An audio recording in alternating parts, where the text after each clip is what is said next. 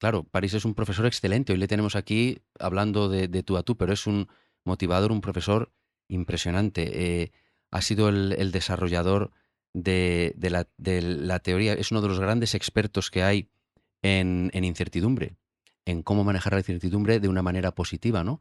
Y esta idea que tú cuando empezaste tu doctorado era pues quizás más, estaba menos en boga, a día de hoy todo más cambiante, todo más rápido, la incertidumbre es, la gestión positiva de la incertidumbre es importantísima. ¿Quieres comentarnos un poquito tu estudio, tu Sí, investigación? bueno, mi investigación fue un poco por casualidad, porque cuando yo decidí hacer mi doctorado era para convertirme en profesor. Sabía que si quería ser profesor tenía que ser doctor. No fue por un interés de que estaba siguiendo a las estrellas o algo por el estilo. Y cuando fui a la universidad y me preguntaron, bueno, ¿en qué vas a hacer tu doctorado? Pues yo no tenía ni idea. Entonces me empezaron a preguntar por mi vida y la carrera que había tenido y efectivamente se dieron cuenta o me hicieron darme cuenta que yo había sido un nerd, un, un, eh, Un empollón. un empollón, pero uno de estos empollones que odiaban la incertidumbre, que es la definición de un nerd. Y que de repente cuando llegué a Nueva York a trabajar en la banca, yo tenía que de alguna manera aprender a no ser nerd. Porque un nerd que ve en la incertidumbre, miedo. Un emprendedor que ve en la incertidumbre, oportunidad. Pues yo tenía que ver oportunidad en la incertidumbre. Pero ¿qué me pasó? Que me di cuenta a los primeros años en Nueva York que efectivamente había cambiado como persona y que profesionalmente ahora me encantaba la incertidumbre. Pero a nivel personal seguía siendo un nerd. Y ahí me di cuenta de eso y me pareció curioso como yo seguía siendo un nerd en la vida personal y no en la parte profesional. Entonces, muchos años más tarde, y cuando empecé mi doctorado, pues dije, voy a hacer mi doctorado sobre la socialización de la mente cuantitativa, cómo un nerd se incorpora en la sociedad.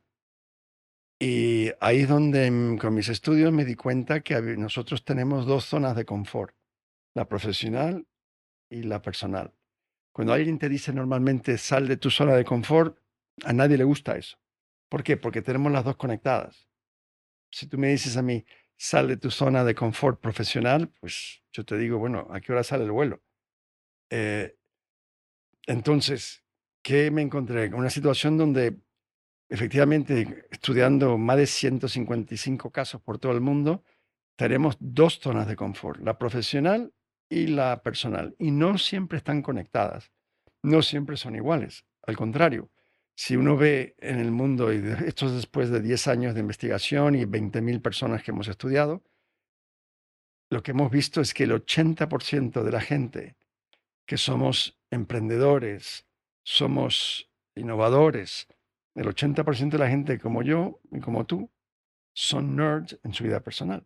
Mira, Steve Jobs, le encantaba la incertidumbre a nivel profesional, la negaba a nivel personal en su vida personal. Mark Zuckerberg, otro nerd en su vida personal. Richard Branson, Bill Gates. Entonces, es normal esto porque al final del día que buscamos en nuestras vidas un balance. No todos somos como Elon Musk, que les encanta la incertidumbre a nivel personal y profesional. Es más o menos un 10% de la población.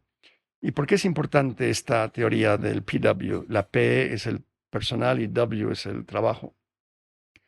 Porque vivimos en una sociedad donde nos tratan de convencer de que si tú quieres tener una mentalidad de Silicon Valley, tienes que tener una mentalidad de Hollywood, tienes que ser una persona de Hollywood. Te están todo el mundo diciendo que tú tienes que ser guay, que tú tienes que ser sociable, que tú tienes que ser todo eso para ser más, para progresar. Y la realidad no es esa. La realidad es al contrario. Cuanto más empollón, más tradicional, más conservador, que te quedes en tu cuadradito, poco sociable seas, más potencial vas a tener de ser brillante profesionalmente. Y lo demuestra la gente, los famosos que vemos. Entonces esto es importante porque muchos niños, a lo mejor la madre le dice, no, Juanito, Juanito es muy tímido, no creo que le guste un trabajo de liderazgo o de ventas. Pues mira, Juanito siendo tímido tiene más posibilidades que Mónica, que está todo el día de fiesta. Ujú. Entonces, yo creo que esto es un mensaje muy importante, especialmente en algunas sociedades como la de Asia, bueno, que tú Sí. conoces bien, Japón, donde todos son nerds y todos son nerds profesionales también, pero tienen la posibilidad de abrirse en sociedades como Medio Oriente.